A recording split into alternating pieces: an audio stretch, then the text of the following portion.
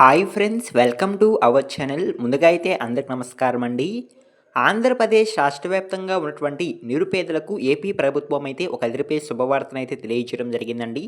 AP రాష్ట్ర వ్యాప్తంగా ఉన్నటువంటి పేదలకు త్వరలోనే ఉచిత ఇల్లు, ఉచిత స్థలాలనేవి పంపిణీ చేయబోతున్నట్లు సీఎం చంద్రబాబు నాయుడు గారు అయితే తెలియజేయడం జరిగిందండి.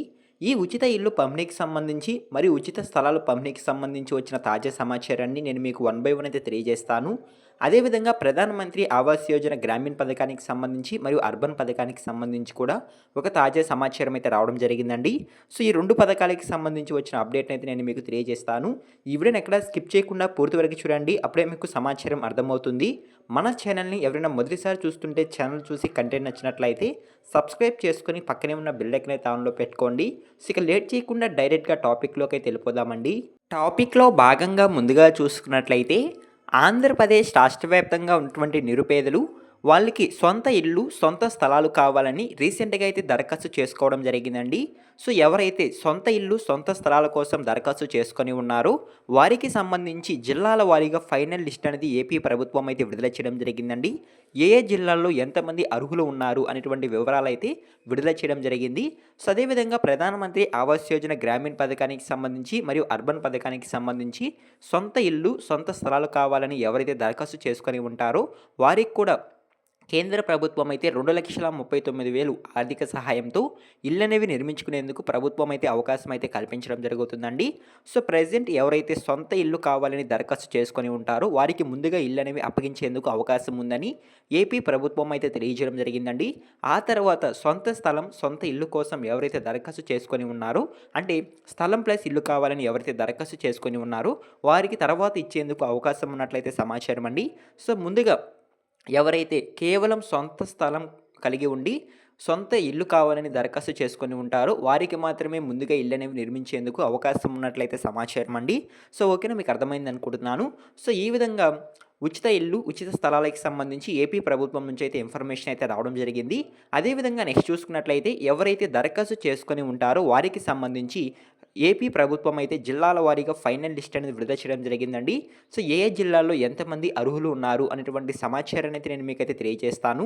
నేను మీకు స్క్రీన్ పైన అయితే ఒక లిస్ట్ని అయితే చూపిస్తున్నానండి, ఒకసారి అయితే చూడండి. జిల్లాల వారీగా అర్హుల వివరాలు అనేది ఏపీ ప్రభుత్వం అయితే విడుదల చేయడం జరిగిందండి.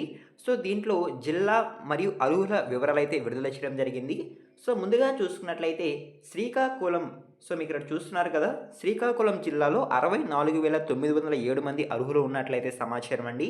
మరియు విజయనగరంలో 30,150 మంది, అల్లూరి సీతారామరాజు జిల్లాలో 74,958 మంది, పార్వతీపురం మన్యం జిల్లాలో 22,969 మంది, అనకాపల్లిలో 41,245 మంది, విశాఖపట్నంలో 6,951 మంది, కాకినాడ జిల్లాలో 23,900 మంది అర్హులు ఉన్నట్లయితే సమాచారం.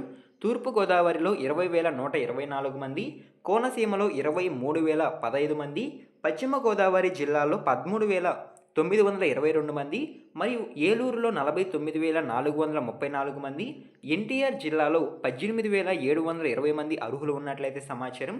మరియు కృష్ణాలో 9,132 మంది, గుంటూరులో 22,972 మంది, బాపట్లలో 19,866 మంది అర్హులు ఉన్నట్లయితే సమాచారం అండి.